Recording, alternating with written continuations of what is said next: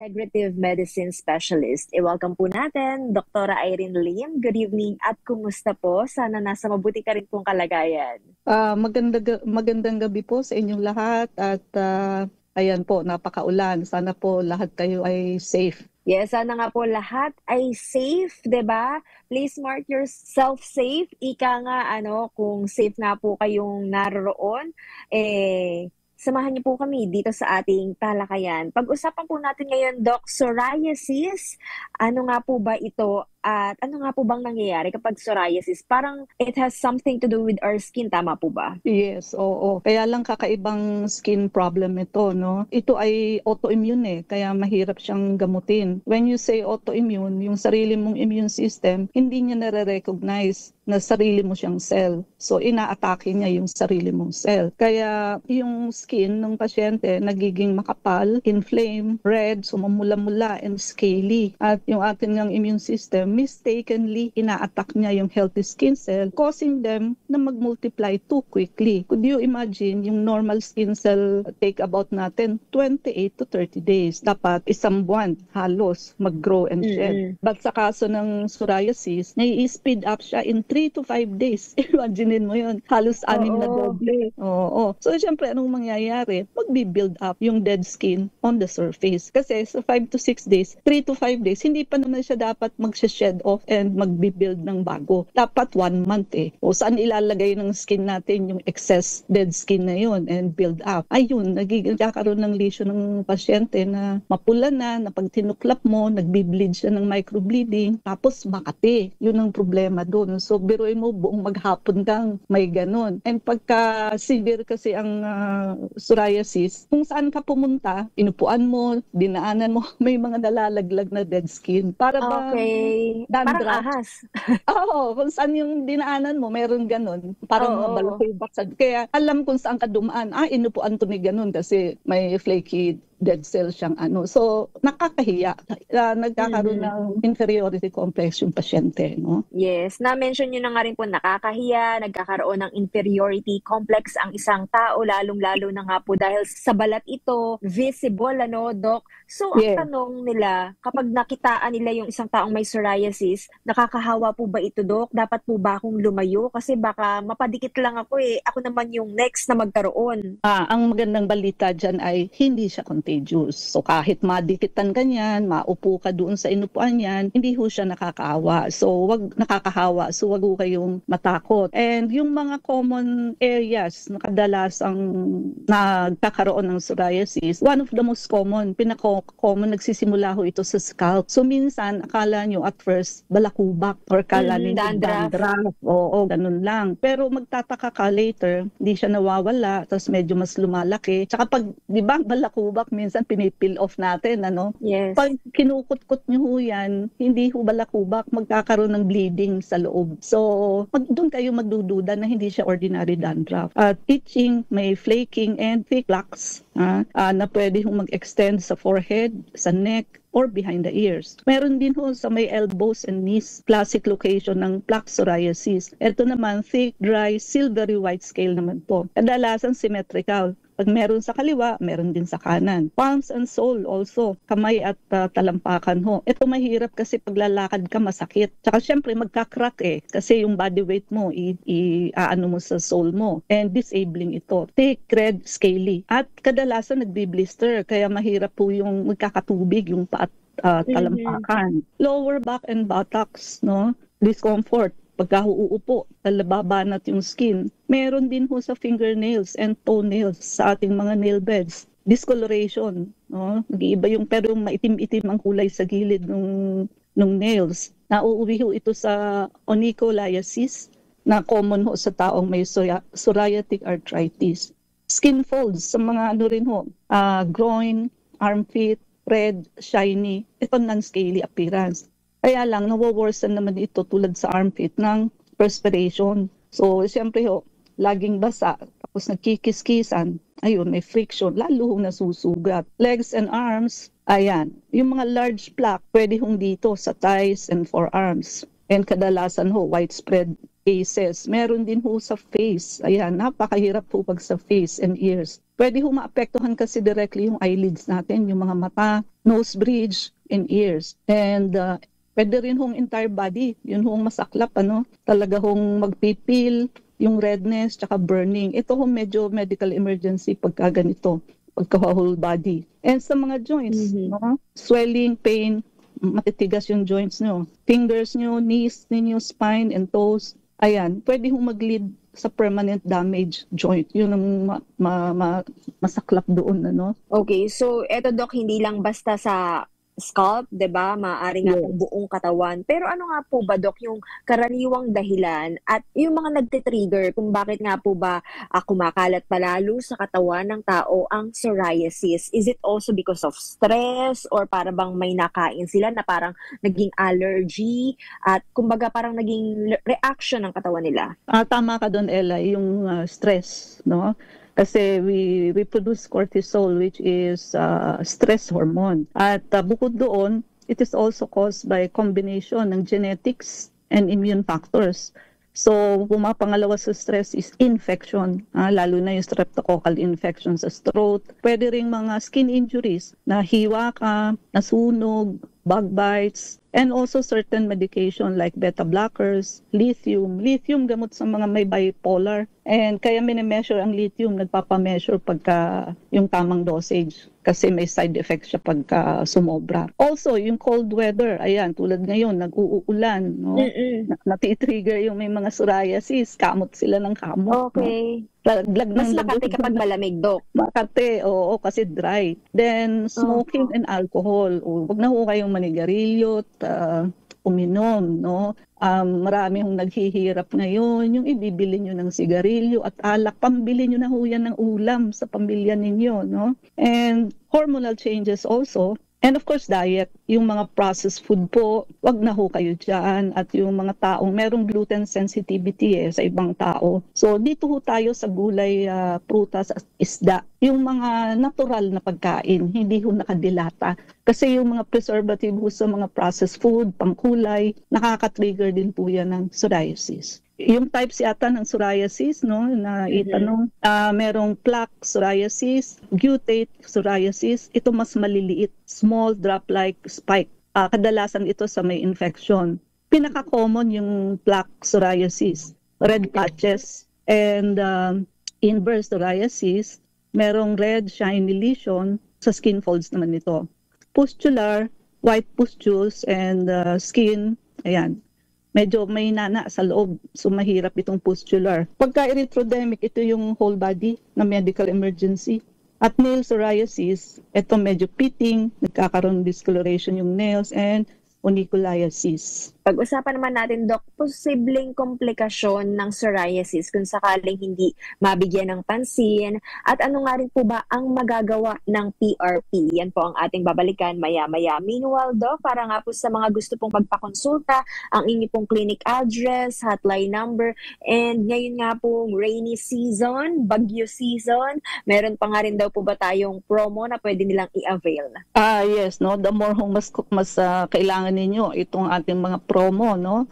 So, yung atin hong sa detox and blood cleansing promo, buy 2+1, mafi-free nyo ho dito ang vector scan, which is whole body scan, more than 90% po ang accuracy, walang radiation, Russian technology ho ito.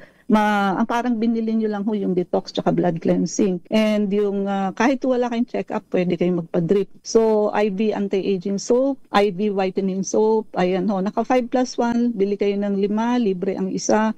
Beauty set, Love Your Skin, LUVURSKIN spelling. Ayan ho, napakabisa itong pangtanggal ng impurities and mga discoloration sa face. So napakagaling ho magpaputi at magpapino ng pores. So ayan ho, kahit ilang days nyo palang pinapahid, makikita nyo ho ang effect. And of course, our coffee, Dr. Irene Lim's Herbal Coffee. So yan ho ang wala pa hong tumikim yan na hindi nagsabing masarap at bukod po doon, napakasustansya. Blended ho ito kasi ng 15 powerful natural ingredients. Kaya ho iba-ibang tao, iba-ibang comorbidities, kanya-kanya ho silang testimonies kung ano yung nai-improve sa kanila sa pag-inom nila ng kape. At yung mga gusto hong maka-discount, buy 10 boxes, discount of 50 pesos per box. Buy 20 boxes, discount of 90 pesos per box. And buy 30 boxes, discount of 100 pesos per box, no? Makihabol na ho kayo at dagsaho talaga ang bibili ng kape natin.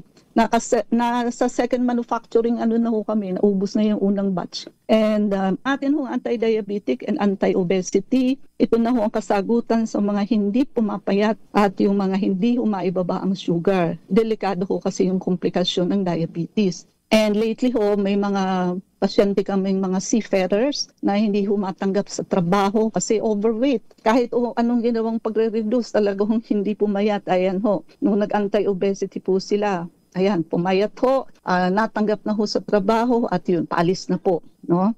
And yung mga elderly na ayaw ng opera, gallstone, kidney stone, and barado ang puso, ayan ho, no? So may protocol ho tayo dyan na wala hong opera. And yung mga elderly na hirap na hong lumakad, ayan ho, wag na hong hintayin na maging alagain at bedridden.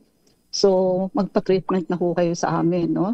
And of course, yung atin hong PRP, platelet-rich plasma. So yan po ay for tissue healing, for cell repair and cell regeneration. Anything that is damaged inside the body is a cell repair ho ng ating PRP. At isa na ho dyan itong dinidiscuss natin ngayon, which is psoriasis. Because PRP is also very good in autoimmune diseases. And sa ating hong social media, pakitype ang Doc Irene Lim, both sa YouTube, Facebook, Reels, and TikTok. At may mga short video ho tayo na very informative and educational. At paki-like, share, and subscribe po yung ating FB page, Ano Ba Talaga Doc? Yung ating hong clinic address, Unit 1101, Clinica Medica 101, Centuria Medical Makati. At ang ating hotline, 8546-9412, 0919-995-6168.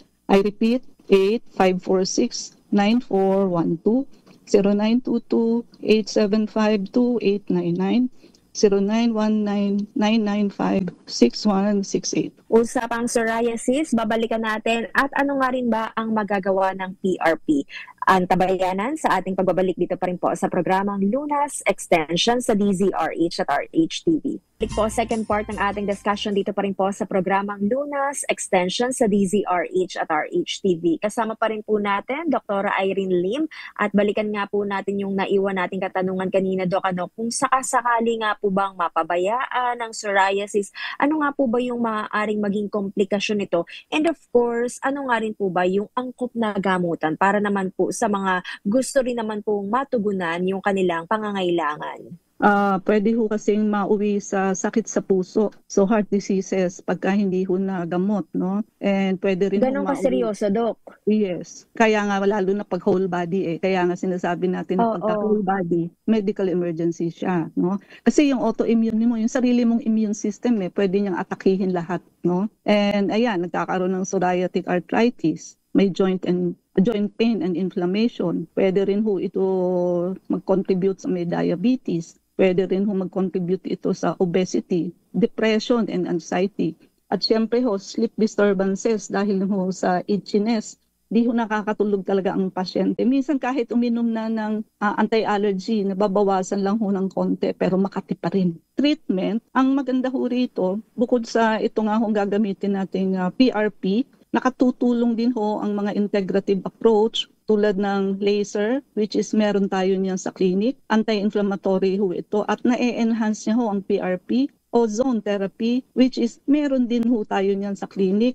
It kills pathogens at nakaka-regulate ho ng immunity, lalo na ho yung UV, ultraviolet. So, nagkakaroon ho ng memory yung immune system, so the next time hong mamit niya yung kalaban, hindi niya na ho aatakihin kasi may recall na po o may memory na.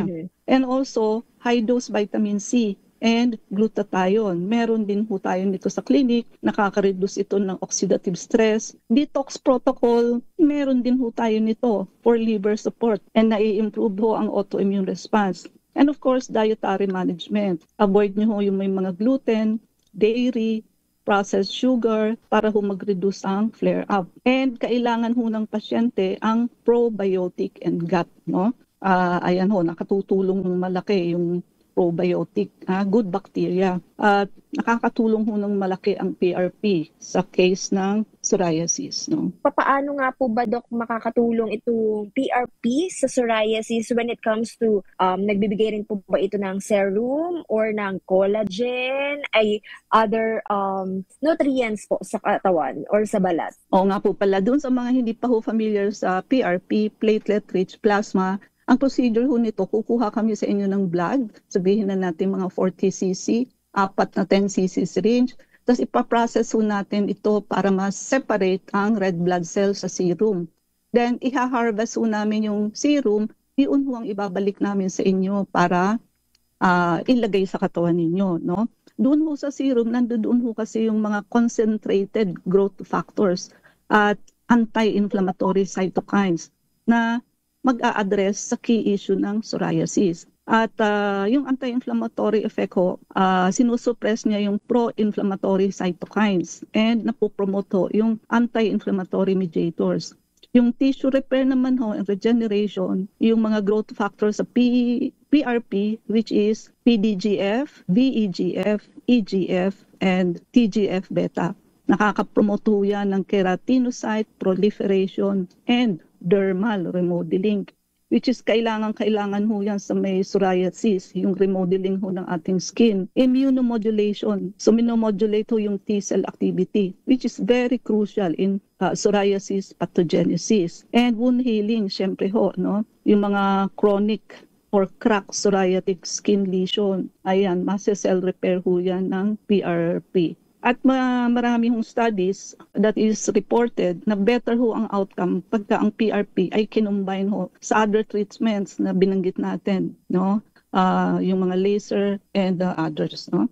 Sino nga naman po ba, Doc, yung ideal candidate na mag-undergo po ng PRP aside from psoriasis patients? Or ano pong kaso ng psoriasis yung maaari nga pong sumailalim dito sa ganitong klaseng procedure? Yung mga may chronic na ho, matatagal ng plaque psoriasis na may localized resistant lesion, yung hindi na ho ba tinatalaban ng papahid-pahid ng mga steroid, then yung mga hindi ho tolerate ang biologic or steroids, yun ho bang wala na kahit magpahid sila ng steroid, di na ho naaalis. At yung mga tao hong nagsisik ng natural or drug-free, ayaw na ho ng mga synthetic drugs, no? At yung mga merong mild to moderate scalp, yung sa scalp ho, tsaka nail psoriasis, no? At long-term ho kasi immune-related skin condition ang psoriasis. At ito ho ay isang natural and integrative option, at nakaka-reduce ho ng flares, manage symptoms, and improve quality of life.